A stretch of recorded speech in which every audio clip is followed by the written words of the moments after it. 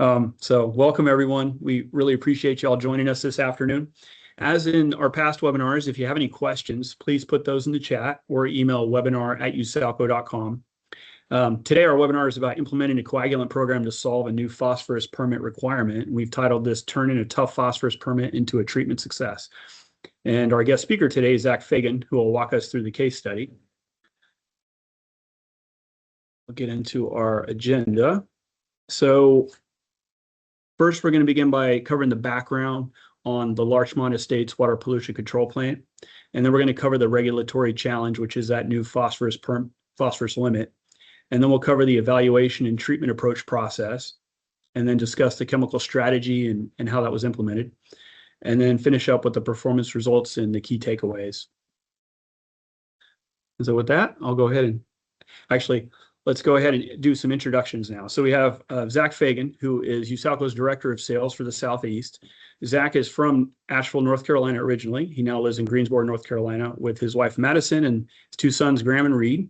He's been in the water treatment industry since 2015, working with distributors until coming to Usalco last year in 2025.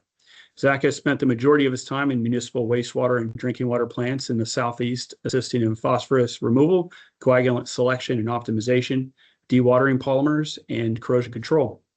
And then as for myself, I am Usalco's technical marketing manager. I was raised on the West Coast between Seattle and the East Bay of Northern California.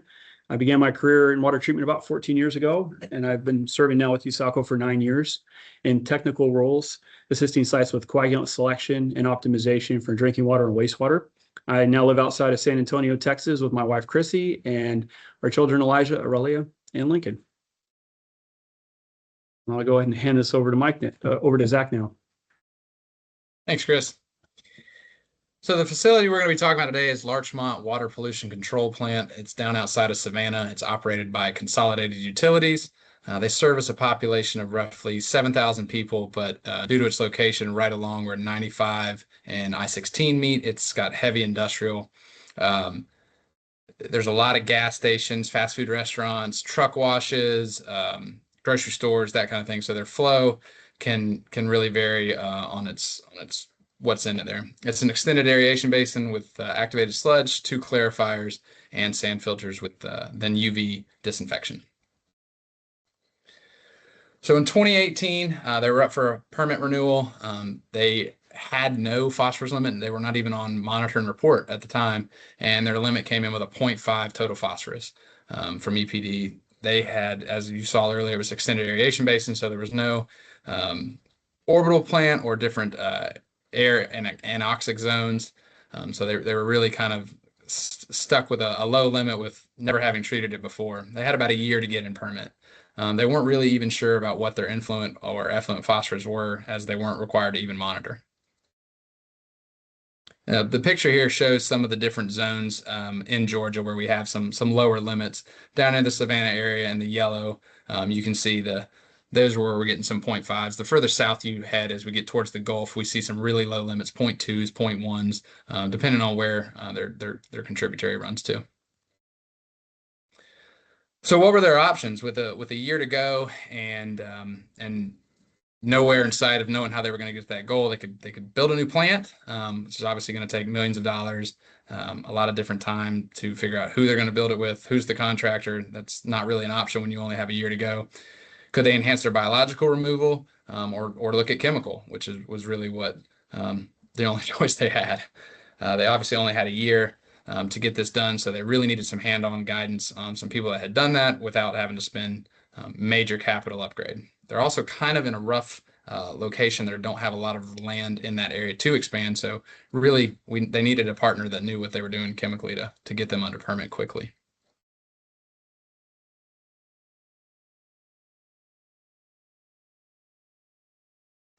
All right, so some quick background on as far as how Usalco came into the picture.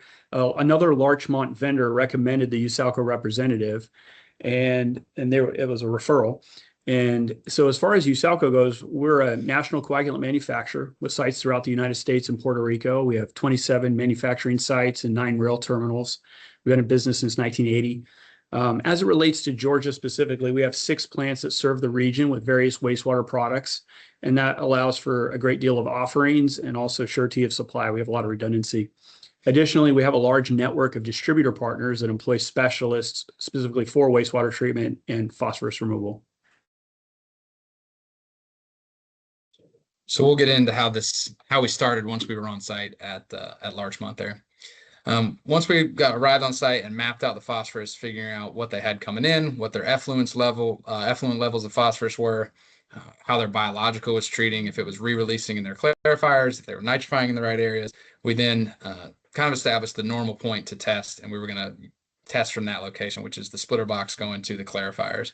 We pulled our sample from that splitter box and dosed several different coagulants. We looked at the normal ones, aluminum sulfate, ferric chloride, ferric sulfate, different polyaluminum chlorides, which saying polyaluminum chloride is kind of like saying car. What kind of car did you drive? Was it a F-150 or was it a Camry? They're totally different vehicles, and polyaluminum chlorides can be especially fit to fit your facility based on your needs. So we evaluated most of our heavy hitters and then some different types of polyaluminum chlorides before we landed on our DelPAC chemistry. So where do we even start? When we show up to a case like this where we're not really sure, they're not obviously using any chemistry, so we need to kind of establish the baseline of, all right, well, what's going to get the job done?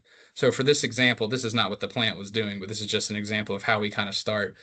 The general rule that we use is 50 parts per million of aluminum sulfate as is per 1 part of total phosphorus you'd like to remove.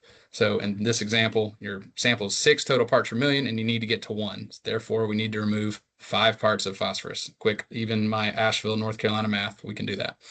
So you take 5, multiply it times 50, 250 parts per million of aluminum sulfate. Again, that is as is liquid aluminum sulfate, not considering the active content of 48.5%.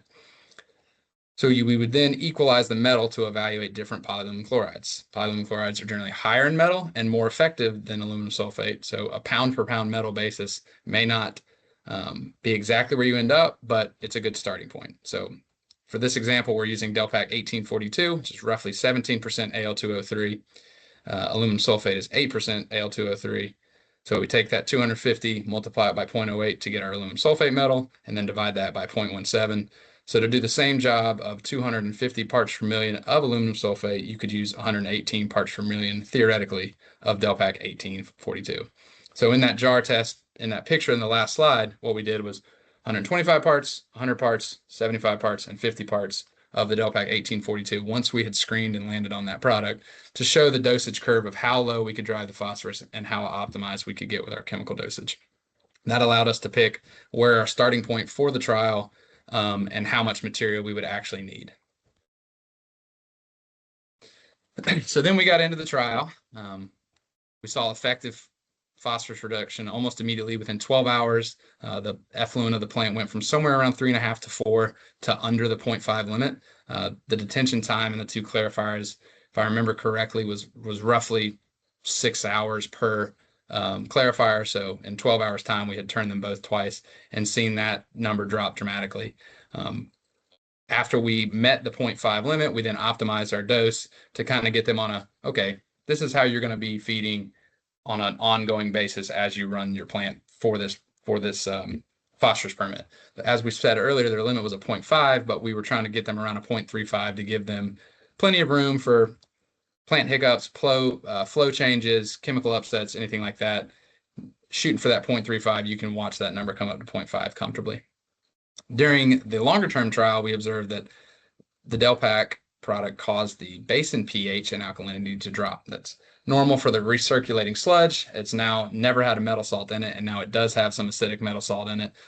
So we saw that drop and wanted to increase it due to preferred biological activity, keeping the basin pH and alkalinity higher for other nutrient removals. You don't want to consume all your alkalinity before you can get your ammonia reduction. You want to make sure you keep all your bugs very happy. So we said, well, let's bring that pH and alkalinity up in the basin to A, make the bugs happy, and B, go ahead and start trimming some phosphorus. So we decided to start using sodium aluminate. Well, sodium aluminate is a caustic-based metal salt, basically. And what it does, it's a very slow reacting product.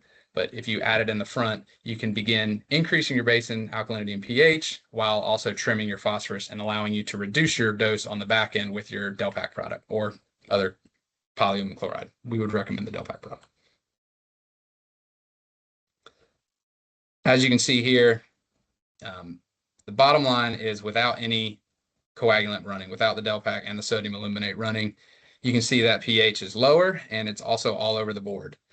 While we had implemented the two product approach, we were able to stabilize their basin pH.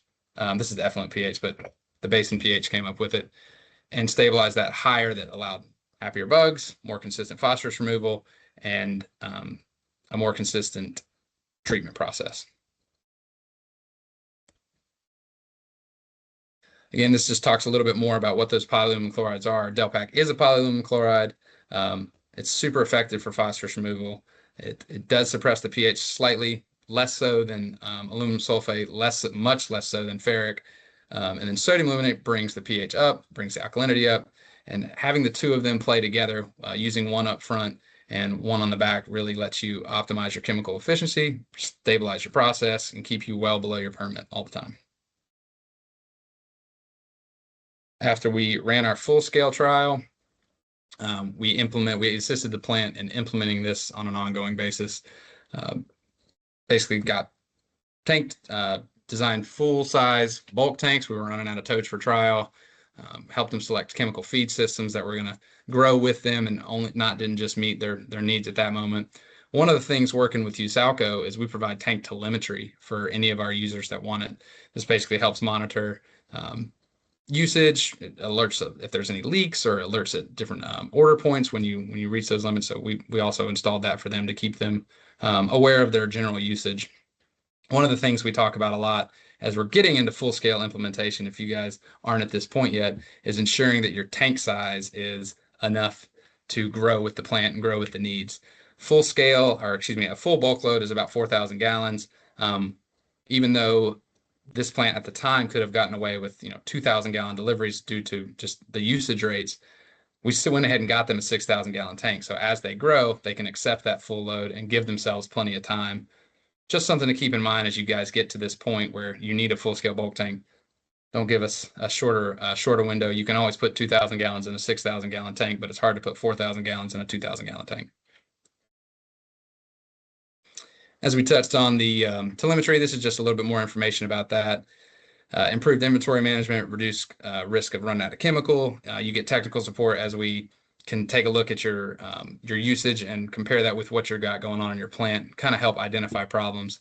One of the things we saw at this facility as we got into, we had 5 or 6 years of tank monitor data here. We ran into a situation where the plant was seeing higher effluent phosphorus numbers, and they felt like they were, feeding about the same amount of chemical. We were able to pull up the historical data on the telemetry unit and see that, in fact, they had actually reduced their chemical feed of both chemicals while their flows and phosphorus levels coming to them had increased. So we were able to compare, let's just say March 2026 to March 2025 and say, hey, in 2025, you were using 20, 30 gallons a day of each. And here in 2026, you were only using 10, 15 gallons a day of each. While we know your flow has gone from 0.8 to 1, we were able to, without having to run a bunch of jars or analyze biological activity, just see that it was a feed rate issue and help them increase those to get them back in permit levels. So this is for Larchmont right now. Generally, the sodium aluminate somewhere around 29, 30 gallons a day. The DelPAC 21 gallons a day. Really have them optimized, really have them staying at that 0.35 level they like to be at. And we've greatly reduced the need for chemical. When we just ran the trial initially, we were somewhere near 150, 200 gallons a day of just PAC to get them down to that limit they needed to be at. So really big optimization here by using 2 chemicals. This graph just kind of shows you their effluent phosphorus with and without the coagulant process. The darker line above, or the more squiggly line, if you will, if you're colorblind like me, that is without any chemical. That's showing their levels just all over the place as their flows increase, as influent phosphorus changes. as we talked about with the different kind of flow they have coming in. Really hard to keep that under the 0.5, only have 1 point under that 0.5 level. With the coagulant, very steady line, average of a 0.35, very consistent, very stable. We're able to keep them nice and happy under permit. Some of the other benefits that we saw during this process were a 97% reduction in TSS. A lot of that's due to the fact that polyaluminum chloride is an excellent coagulant. It's going to help sit things down in the clarifier. It's going to help the filters, charges them up, helps them catch a little bit of extra turbidity or organic material that may be coming to that point. So it really helps with TSS, 60% reduction in BOD, and then just overall improved effluent quality. So some of the key takeaways I think we gather from this case study and this plant is baseline monitoring is critical. It's very important to know what you've got coming in and what you've got going out before you get a limit, before you get the state knocking on your door saying, hey, get to a 0.25 tomorrow. It's really important to know what your plant's doing. Bench scale testing prevents surprises and gets you to the optimal product from the get-go. It's a whole lot easier to start on the best chemistry than to start with just a random chemical that is spec'd in or maybe be the cheapest per pound, but doesn't work effectively. I believe, if I remember correctly, it would have taken roughly 400 to 500 gallons a day of aluminum sulfate to get to the same point as we got with the polyaluminum chloride. And then again, we would have to feed massive amounts of caustic or lime on the front end to mitigate that aluminum sulfate addition. Again, dual chemical strategies outperform the single products. We saw a huge reduction in both chemical usage and effluent phosphorus by using that dual approach. And then picking your chemical, your support, or your vendor matters just as much as the chemistry. Partnering with the right people that have the experience, provide you the right tools. It's extremely important in making sure you're successful in your plant. I probably sped through that, but appreciate you guys. All right. Well, thank you, Zach. And thank you to everyone for joining us. So let's go ahead and get in the chat here. We have a couple questions here, Zach. I don't know if you can see them. The first one, what is the cost difference between alum and DelPAC? Depends on where you are and how close. I mean, aluminum sulfate is really, it's a lot of freight. So it depends on how close you are to aluminum sulfate producer. But per pound, if you're just to look at them as 1 pound of alum per 1 pound of polyaluminum chloride, the polyaluminum chloride is much more expensive, probably 2 to 3 times more expensive. However, we generally see half to a third of much usage.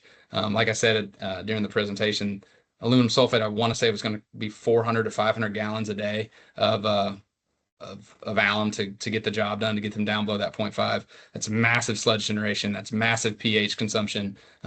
With the two other products we picked were around 50 to 40 gallons a day total of chemical. So it really, as you look at the whole picture, that cost difference kind of gets evaporated, but it is a much more expensive per pound chemical, but worth it. Yeah. Yep. And I would kind of to your point with the pH, one of the big downsides of feeding alum is you're driving that pH down even further to meet those phosphorus removal goals. And so you then have to find a way to offset that, which is typically like, mag or caustic or something like that, which then adds more cost and extra pumps and tanks and things. Yeah. And also bigger than pH is really alkalinity when we talk about wastewater. I mean, for those of you that have ammonia limits, you need 7 parts of ammonia to remove 1 part of ammonia. So, or 7 parts of alkalinity to remove 1 part of ammonia. So if you're eating up all your alkalinity with aluminum sulfate, which it is an alkalinity junkie, it's going to eat up alkalinity quick.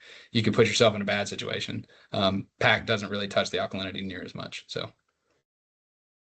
Oh. And then our next quote, we've had a lot of questions come in now, so it's great. So the next one, what impact does this have on sludge quality? So I guess good question. The dual program.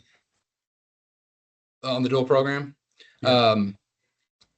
It depends. If you're not feeding a metal salt currently, you're going to generate some more sludge. A pound of metal in is a pound of metal of sludge, and it can change the characteristics a little bit. Most of the time, I've worked with a polymer vendor or helped select the product myself to where we maybe have to tweak the polymer a little bit, or they just see a better sludge product just because there is a cationic charge to the metal salts, so that it's almost like you're pre-treating your sludge with a little bit of polymer, if you will. You're creating a tighter flock particle out of the time it gets to the digester that the polymer can then flock up and hold instead of just biological flock. Awesome. And then we have one from Christy. How does this product compare to Southern Onyx Phosorb? So I guess that would be the sodium aluminate probably. Yep. Phosorb's a great product. It's extremely stable. They're very similar products. Depends on usage rate if you can use sodium aluminate or a Phosorb type, a stable sodium aluminate product. That's an excellent question. They're about the same. It just depends on how much you're going through and how much your tank can hold. And Phosorb is extremely stable. It's an awesome product. All right. And our next one, who produces DelPAC and where are they located? So we do. Yeah. Well, Usalco produces the DelPAC. You can get DelPAC out of Ohio, several places, Baltimore, Louisiana, Chattanooga, a couple places in California, I believe. We have a terminal in Utah. We have two plants in California. We do truck into Idaho quite a bit. I think we even ship some rail to Idaho, but I don't know if it's open for everyone yet. But we definitely are delivering truckloads into Idaho. That's not a problem at all. We have a brand new plant opening in Los Angeles here this month in Rancho Cucamonga. We have Modesto that's been online for a long time in kind of the East Bay area.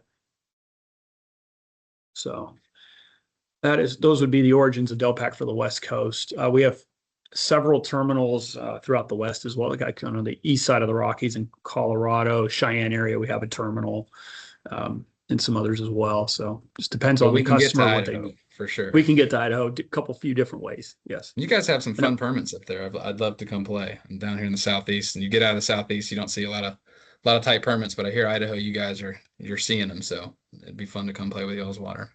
Yeah, and we do have a terminal in Western Washington State as well. How do you recommend dosing alum on? It depends on the plant. It depends also on the let's read biology. That. Let's read that. Oh, I'm sorry. It's okay. Yep. It says, do you recommend dosing alum based on flow or constant feed rate? It depends on the plant. It depends on if you're getting big surge flows. Is it I&I? Is it just water? Is it rainwater? Because if you get a flow rate increase and there's nothing in it, no biological activity, your phosphorus may not increase that much. But then it's very diluted, so you may not need as much. So it really depends on the plant.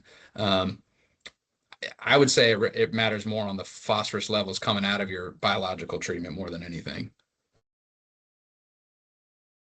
But I see more people do a flow rate, if that helps. Okay. And then the next one was, does sodium aluminate enhance pea removal? Is it necessary to feed it with PACL? Yes, it does enhance phosphorus removal. It's fed earlier in the process because it is a slower reacting aluminum. So it builds in the system, and the return of that aluminum through the sludge, the activated sludge process, kind of trims your phosphorus. It's not necessary to feed it with PACL. Most people feed the PACL by itself at the secondary clarifiers. The splitter box of secondary clarifiers is the most common place. Sometimes we feed a little bit in the effluent of the clarifier before the filters to kind of help really capture and tighten up the rest of that phosphorus. As we said earlier, polyaluminum chloride does consume some alkalinity pH. Based on your plant, you may not even see that alkalinity consumption because you have 160, 180 coming in of alkalinity, and you've got healthy biology. You may not need that. Larchmont had some lower pH coming in, probably due to those truck washes, those 18-wheeler cleanouts, the tank washes. So they had a lower pH and a lower alkalinity coming into their system. So they occasionally fed caustic before they even had a permit just to get the basin pH up. So that's why it was a good fit here. It's not always a good fit because of that. If your basin pH is always healthy at 7.6, 7.7, 7.8, you can push your basin pH too high. And in that case, sodium aluminate wouldn't be a good fit. But it's not always necessary, but it's nice to sometimes, if you're going to feed caustic or lime on the front end, you might as well get more bang for your buck out of your caustic and lime and get it to start trimming your phosphorus too.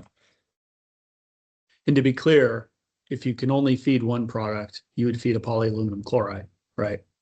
Correct. So especially at the lower limits, when you get down, I've seen sodium aluminate get things down to 0.5, but at 0.6, 0.4, but it bounces it back up. It's not stable. It doesn't hold the effluent phosphorus is low. Part of that is because it's such a slow reacting process. So if you have an upset and you notice your effluent phosphorus start to climb, if you go to turn your sodium aluminate up at the beginning of the plant, you have the whole detention time of the plant plus the return sludge. So it may take a sludge age to see a sodium aluminate change through your process.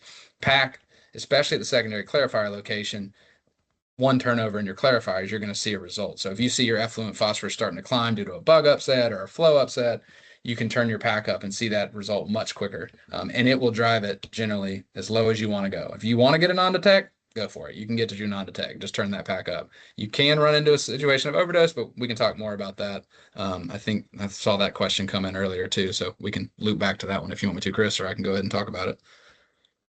Sure, go ahead.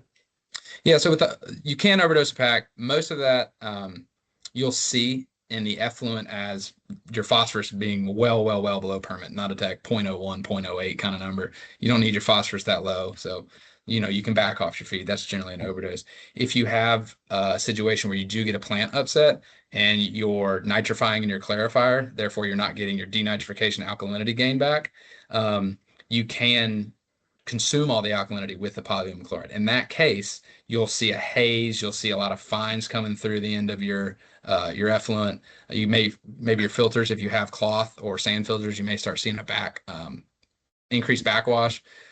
That's a biological issue that we may see, and we may try to help you guys adjust that. And maybe you need to feed sodium aluminate to keep your alkalinity pH up more consistently, or a change of the gate if you're an orbital system, or something to get that denitrification process back in the right place.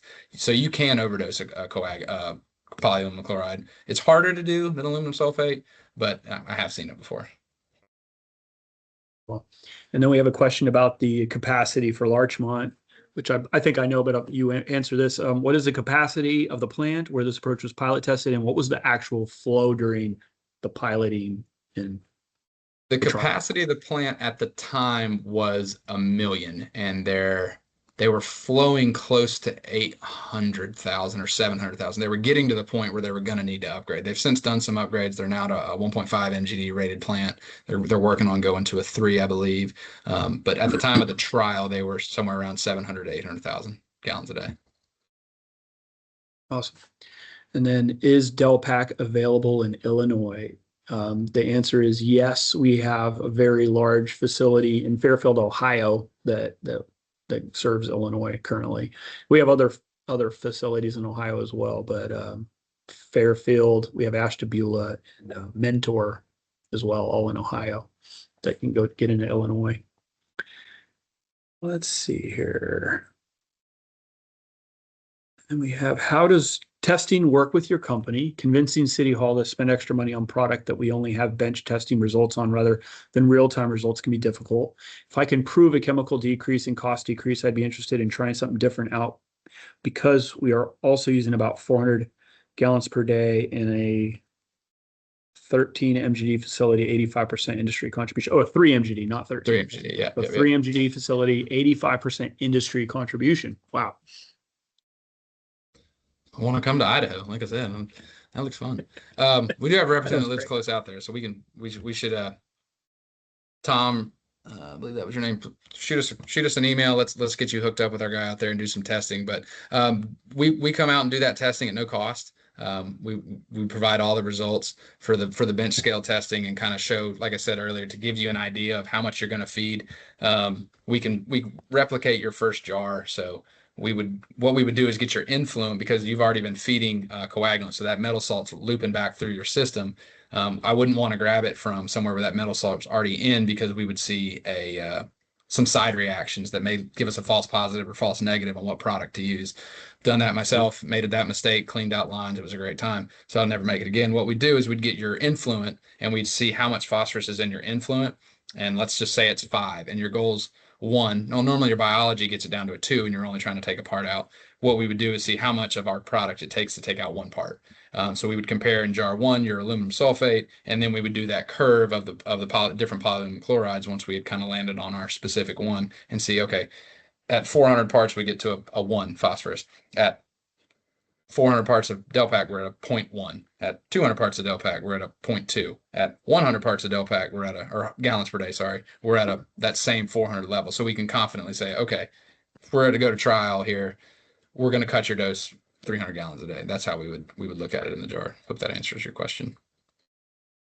Yeah, and it's kind of convenient. We are one of our Zach's counterparts, a sales director for the West, actually lives in Western Montana. He's right up the road, or just east of Idaho, depending on how you look at it. So he's right there, and no matter what, we'll either be able to find one of our partners, or it'll be one of our own folks. We'll be able to go and work with you, Tom. And we have your email already, so we can reach out to you. Let's see. Jeremy asked, was rare earth tested during the initial study? Not during the initial study. At the time when we jar tested, I had never heard of rare earth, I don't believe at the time. But it was trialed shortly after. They also ran a trial after we were in full scale bulk.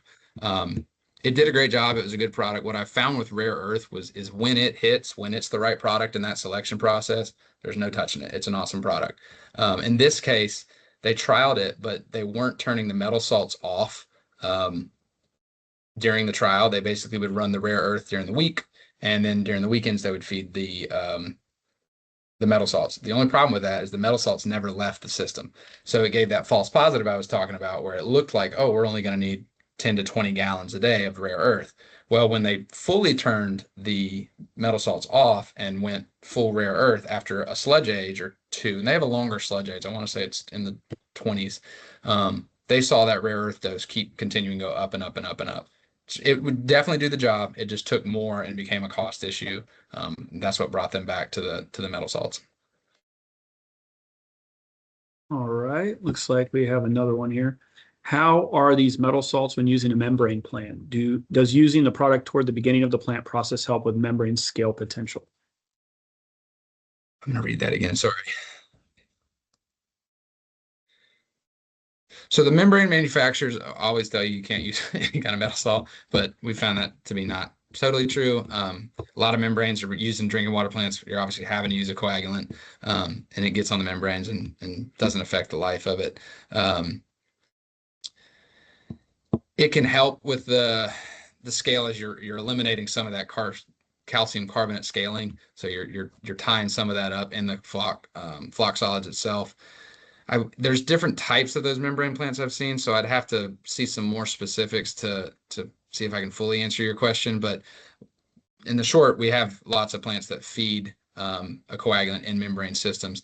Some of them have an EQ after the membrane, because the membrane does a great job of doing a lot of nutrient removal by itself. If there's some kind of EQ after the membranes before filtration, we can feed the air too and just really tie it up. Okay. So Tom then asked, is there a chemical reaction to worry about when using an old alum tank for changing, they're going to load it up with PAC, after it's been used for alum, safety wise, any safety concerns versus aluminum sulfate as well for just a safety posture. Does that change? The second question first, SDS wise, no, I would treat it the same as you do aluminum sulfate. It's probably a little safer. It's a little higher pH than aluminum sulfate. So if you get it on your skin, it'll dry you out. I've had it all over me. It's not the most fun I've had in a day, but it's not the worst day I've had either. I've played with a lot of polymer and had a whole lot less fun doing that all over me than PAC or alum. It gives you that same kind of dry skin. I treat it the same way as you would aluminum sulfate. To the first question, there is a chemical reaction to worry about. Two different things. You're dealing with different pHs, and you're dealing with chlorides and sulfates, which don't like each other. Both can cause some heat reaction, but the biggest issue is they'll just gum each other up. They'll basically fight to see who's going to coagulate who, and the metal salts fall out of solution, and it's a nice good time with a shovel. But we've Chisel, yeah, a TNT. But the best thing to do is to just clean that Allen take out. What we do is just water in, take the pH of the water going in, take the pH of the water going out. Once those two equal each other, you're good to go. Move any heavy solids. It depends on how long the tank's been there, but most of the time a really good rinse will get the job done. Yeah, we help people with this all the time, and we even do it ourselves sometimes, and we can help you guys with any questions you have related to that. All right, let me check the email now because it looks like the chat has calmed down. Let's see.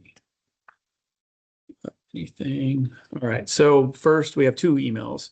First one, how do you prevent an overdose? And we touched on that already, right? Yeah, we touched on that a little bit. Okay. Or know you're Again, overdosing. just to summarize, just watch your effluent phosphorus. If you see it basically go well below your permit, you're probably overdosing. You know, you're adding too much acid to your system, you're generating more sludge. So back that feed up. The other thing is to watch your alkalinity consumption. If you start seeing alkalinities going out the back door below 10, see about your plant, see if you're denitrifying in the correct place, and then maybe reduce your coagulant feed. And then the last email is, what phosphorus method do you use for bench testing? So I guess for running your phosphorus samples. Yep. When I run my jars, I use the Hawk 536 total phosphorus method. So I use those nice little vials that come with the acid in them. It's, you take the jar or the vial, you add 5 mils of your sample. Potassium permanganate. Oh man, I've totally forgot the name of the pillow packet. There's a pillow packet that comes with it. You put in there persulfate. Put the persulfate bag in there. You digest. You can digest for 30 minutes at 150 degrees C or 60 minutes at 100 degrees C. Judging at the speed at which I talk, you can guess that I go for the first one. I go for the 30-minute method. Then you let it cool. After it cools, you add 2 mils of caustic to neutralize that acid. Zero it in the DR900 or DR3900. Then you add the Phosphor 3 reagent, wait 2 minutes, and hit read, and it just tells you the phosphorus. It basically turns all forms of phosphorus to ortho P that can be read via color packet. Yep. All right. I think that is it for questions. Well, everyone, thank you. We will be posting this webinar on our LinkedIn. Oh, we have another one. Here we go. Kubota submerges membrane unit SP type. The permeate from the membrane goes directly to UV and discharges as effluent. The plant EQ is directly after headwork screening, just prior to anaerobic NOx zones. Oh, yeah, we've got a couple plants in the Savannah area that also that are Kubota types that do feed a coagulant. We fed pack and alum at those plants. You can do it. We get creative on where we feed it. Sometimes we do feed it at that the plant EQ there and handle most of it. Depends on the limit. If your limit's 1, 2, we can take care of most of it up there. Tons of alum, yeah. Oh, awesome. Well, we're going to be posting this webinar on our LinkedIn, on Apple Podcast channel, YouTube channel. Usalco has all of these things. So you guys, if you want to share it with anybody in the future, it will be available to share. We're going to have this deck in a PDF form.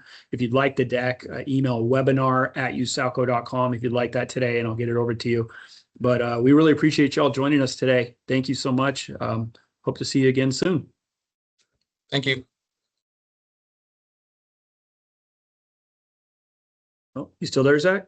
Yeah, seeing a couple of questions coming in here. Yeah, there you got everyone's. We're going to keep going. We have 2 more questions. So, Christy. Yeah, Christy, feel free to give us a call too. I'd be happy to talk it over with you, or based on where you're at, we can come out and somebody can come take a look at your system.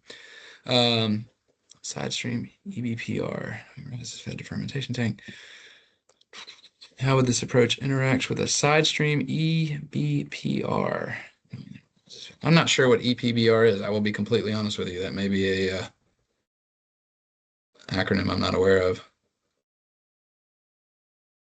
Equalization basin, maybe? It could be. Yeah. Well, let's go ahead and, you know what we can do? I'll get you their email addresses. Enhanced biological phosphorus removal. Okay. Yeah, that makes more sense. Yeah. I'll get you their email addresses, Zach. And, sure. We'll follow up with all these folks. Well, thank you guys. We'll see you. Thank you guys.